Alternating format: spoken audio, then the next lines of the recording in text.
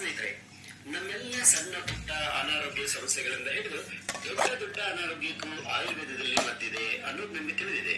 ಆದ್ರೆ ಆಯುರ್ವೇದಕ್ಕೂ ಮುನ್ನ ನಮ್ಮ ಮನೆಯಲ್ಲೇ ಒಂದಿಷ್ಟು ಮದ್ದು ಸಿಗುತ್ತೆ. ಆದ್ರೆ ಈ ಕುರಿತು ನಮ್ಗೆ ಅರಿವಿಲ್ಲದ ಕಾರಣ ಆ ಗಿಡಗಳು ಸಸ್ಯಗಳ ಆರೋಗ್ಯಕರ ಲಾಭಗಳನ್ನ ನಾವು ಪಡೆಯೋದೇ ಇಲ್ಲ. ಇಂತಹ ಅನೇಕ ಗಿಡಗಳ ಬಗ್ಗೆ ನಾನು ಈಗಾಗಲೇ ನಿಮಗೆ ತಿಳಿಸಿದ್ದೀನಿ.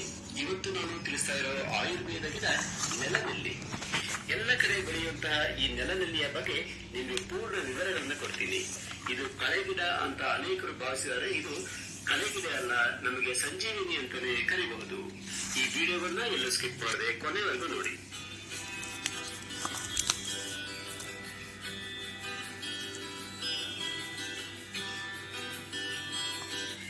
Sales Glow Sunscreen backed by SPF 50 protection and 100% new gen UV filters that don't. ಸ್ನೇಹಿತರೆ, ಇದು ನೆಲನೆಲ್ಲಿ. ನೆಲದ ಮೇಲೆ ಹರಡಿಕೊಳ್ಳುವಂತಹ ಈ ಪುಟ್ಟ ಗಿಡ ಸಾಮಾನ್ಯವಾಗಿ ಗದ್ದೆ ಬದಿಯಲ್ಲಿ ಹೆಚ್ಚಾಗಿ ಕಂಡುಬರುತ್ತೆ. ನೋಡೋದಿಕ್ಕೆ ಚಿಕ್ಕದಾಗಿ ಕಂಡುಬರುವಂತಹ ಈ ಗಿಡ ತನ್ನಲ್ಲಿ ಊಹಿಸಲಾರದಷ್ಟು ಆರೋಗ್ಯ ಪ್ರಯೋಜನಗಳನ್ನು ಹೊಂದಿದೆ. ಇದನ್ನ ಆರೋಗ್ಯದ ಸಂಜೀವಿನಿ ಅಂತಾನೆ ಕರೀಬಹುದು. ಇದಕ್ಕಾಗಿಯೇ ಇದನ್ನ ನಮ್ಮ ಮನೆಯಲ್ಲಿ ಪಾಟ್ ನಲ್ಲಿ ನಾನು ಬೆಳೆಸ್ಕೊಂಡಿದ್ದೀನಿ. ಇದನ್ನ ಬೆಳೆಸ್ಕೊಳ್ಳೋದಿಕ್ಕೆ ವಿಶೇಷ ಆರೈಕೆ ಏನು ಬೇಡ. ಗದ್ದೆ ಬದಿಯಲ್ಲಿ ಬೆಳೆಯುವಂತಹ ಈ ಗಿಡವನ್ನ ತಂದು ಪಾಟ್ ನಲ್ಲಿ ಹಾಕಿದ್ರೆ ಆಯ್ತು, ಚೆನ್ನಾಗಿ ಬೆಳೆಯುತ್ತೆ.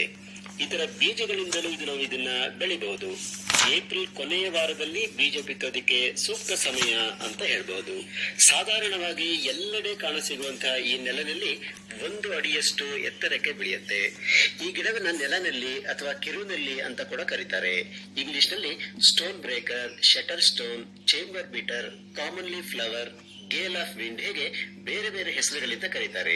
ವೈಜ್ಞಾನಿಕವಾಗಿ ಫಿಲಾಂಥಸ್ ಅಮರಸ್ ಮತ್ತೆ ಫಿಲಾಂಥಸ್ ಯೂರಿನೇರಿಯಾ ಅಂತ ಕರೀತಾರೆ. ಸಂಸ್ಕೃತದಲ್ಲಿ ಭೂಮಿಯ ಮಲಕಿ, ಶಿವ, ಬಹುಪತ್ರ, ಬಹುಫಲ, ತಾಮಲಕ್ಕಿ, ಹೀಗೆ ಬೇರೆ ಬೇರೆ ಹೆಸರುಗಳನ್ನು ಸಂಸ್ಕೃತದಲ್ಲಿ ಕರೀತಾರೆ. ಆಯುರ್ವೇದದಲ್ಲಿ ಲಿವರ್ ತೊಂದರೆಗಳಿಗೆ, ಕಿಡ್ನಿ ಸ್ಟೋನ್ ನಿವಾರಣೆಗಾಗಿ, ದೇಹದಲ್ಲಿ ಇಮ್ಯುನಿಟಿ ಅಂದ್ರೆ ರೋಗ ನಿರೋಧಕ ಶಕ್ತಿಯನ್ನ ಹೆಚ್ಚಿಸೋದಕ್ಕೆ ಈ ನೆಲನೆಲ್ಲಿಯನ್ನ ಬಳಸ್ತಾರೆ.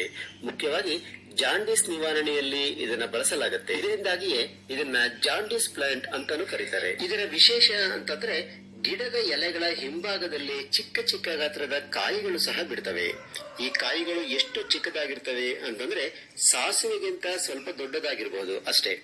ಆದ್ರೆ ಮೂರ್ತಿ ಚಿಕ್ಕದಾದ್ರೂ ಕೀರ್ತಿ ದೊಡ್ಡದು ಅನ್ನುವಂತೆ ಈ ಗಿಡದ ಮಹತ್ವ ಆಯುರ್ವೇದದಲ್ಲಿ ಅಪರಿಮಿತವಾಗಿದೆ. ಹೌದು ಸ್ನೇಹಿತರೆ, ಈ ನೆಲನೆಲ್ಲಿ ಅನ್ನೋದು 10 ಹಲವು ಅನಾರೋಗ್ಯ ಸಮಸ್ಯೆಗಳನ್ನ ನಿವಾರಿಸುವಂತಹ ಸಂಜೀವಿನಿಯಾಗಿದೆ.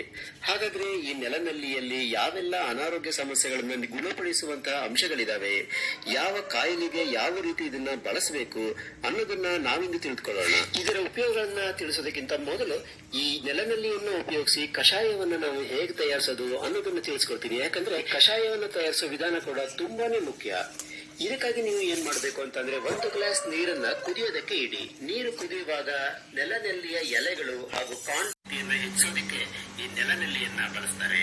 ಮುಖ್ಯವಾಗಿ ಜಾಂಡೀಸ್ ನಿವಾರಣೆಯಲ್ಲಿ ಇದನ್ನ ಬಳಸಲಾಗುತ್ತೆ. ಇದರಿಂದಾಗಿಯೇ ಇದನ್ನ ಜಾಂಡೀಸ್ ಪ್ಲಾಂಟ್ ಅಂತ ಕರೀತಾರೆ. ಇದರ ವಿಶೇಷ ಅಂತಂದ್ರೆ ಗಿಡದ ಎಲೆಗಳ ಹಿಂಭಾಗದಲ್ಲಿ ಚಿಕ್ಕ ಚಿಕ್ಕ ಗಾತ್ರದ ಕಾಯಿಗಳು ಸಹ ಬಿಡ್ತವೆ.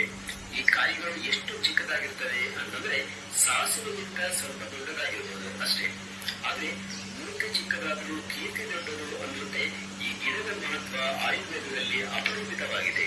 ಹೌದು ಸ್ನೇಹಿತರೆ, ಈ ನೆಲನೆಲ್ಲಿ ಅನ್ನೋದು 10 ಹಲವು ಅನಾರೋಗ್ಯ ಸಮಸ್ಯೆಗಳನ್ನ ನಿವಾರಿಸುವಂತಹ ಸಂಜೀವಿನಿಯಾಗಿದೆ.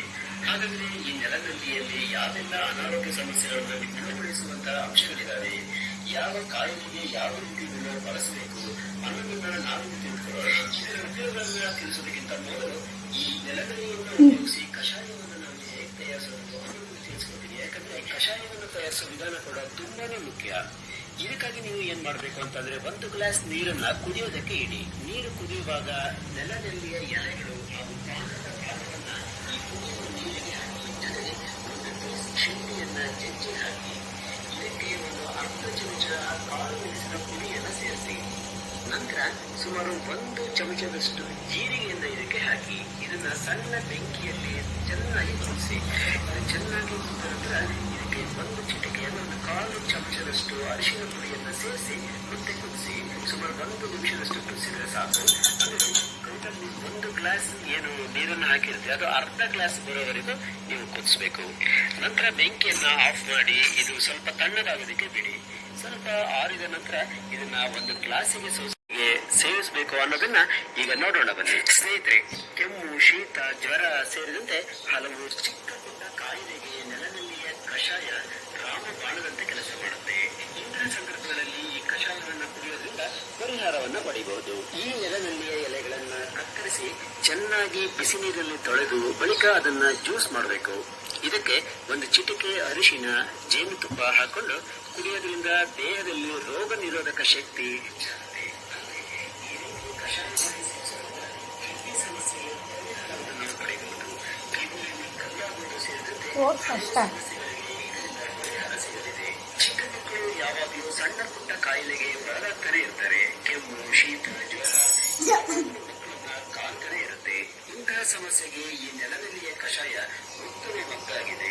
ಈ ನೆಲನೆಲ್ಲಿಯ ಕಷಾಯ ಜಾಂಡೀಸ್ಗೆ ಅತ್ಯಂತ ಪರಿಣಾಮಕಾರಿ ಮನೆಮದ್ದಾಗಿದೆ. ತಜ್ಞರ ಸಲಹೆ ಪಡೆಯುವುದು ಮುಖ್ಯ. ಬೇದಿ ಆಗ್ತಾ ಇದ್ರೆ ನೆಲನೆಲ್ಲಿಯ ಎಳೆಯ ಕಾಂಡವನ್ನ ಜಜ್ಜಿ ರಸ ತಂದು 4 ಗಂಟೆಗಳಿಗೆ ಒಮ್ಮೆ ಕುಡಿಬೇಕು. ಇಲ್ಲವೇ ಹಾಗೆ ಇದನ್ನ ತಿನ್ಬಹುದು. ಗಾಯಗಳಾಗಿದ್ದಲ್ಲಿ ಈ ಗಿಡವನ್ನ ಬೇರು ಸಹಿತವಾಗಿ ಜಜ್ಜಿ ಲೇಪಿಸಬೇಕು. ಚರ್ಮ ರೋಗಗಳಲ್ಲಿ ನೆಲನೆಲ್ಲಿಯ ಎಲೆಗಳನ್ನು ಉಪ್ಪಿನೊಂದಿಗೆ ಅರೆದು ಲೇಪಿಸೋದ್ರಿಂದ ನವೆ, ತುರಿಕೆ ಕಡಿಮೆ ಆಗುತ್ತೆ. ಇನ್ನು ಹೊಟ್ಟೆ ನೋವು, ಅಜೀರ್ಣದಿಂದ ಹೊಟ್ಟೆ ನೋವು ಉಂಟಾಗಿದ್ದಲ್ಲಿ ನೆಲನೆಲ್ಲಿ ಸೊಪ್ಪಿನ ಕಷಾಯವನ್ನ ತಯಾರಿಸಿ ಅದಕ್ಕೆ ತುಪ್ಪದಲ್ಲಿ ಹುರಿದಂತಹ ಇಂಗಿನ ಪುಡಿಯನ್ನ ಒಂದು ಚಿಟಿಕೆ ಸೇರಿಸಿ ಕುಡಿಬೇಕು. ಮಹಿಳೆಯರಿಗೆ ಪೀರಿಯಡ್ಸ್ ನಲ್ಲಿ ಹೆಚ್ಚು ರಕ್ತಸ್ರಾವ ಆಗ್ತಾ ಇದ್ರೆ ಹಿಂಭಾಗದಲ್ಲಿ ಚಿಕ್ಕ ಚಿಕ್ಕ ಗಾತ್ರದ ಕಾಯಿಗಳು ಸಹ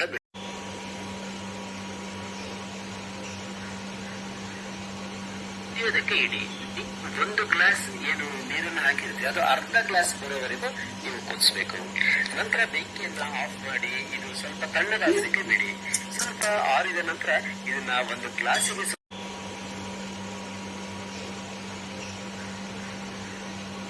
ಕುಡಿಯೋದಕ್ಕೆ ಇಡಿ.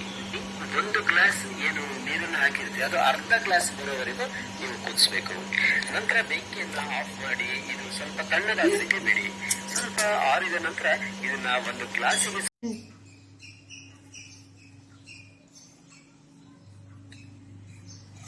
ಕುದಿಯೋದಕ್ಕೆ ಇಡಿ. ನೀರು ಕುದಿಯುವಾಗ ನೆಲನೆಲ್ಲಿಯ ಎಲೆಗಳು ಯಾವ ಯಾವ ಸಂದರ್ಭದಲ್ಲಿ ಚರ್ಮಕ್ಕೆ ಸಂಬಂಧ ನಮ್ಮಲ್ಲಿ ಸಿಗ್ತಾ ಇಲ್ಲ, ನಮ್ಗೆ ಬೆಳೆಸ್ಕೊಳ್ಳಿಕ್ಕೂ ಆಗ್ತಾ ಇಲ್ಲ ಅನ್ನೋರು ಚಿಂತೆ ಮಾಡುವಂತ ಅವಶ್ಯಕತೆ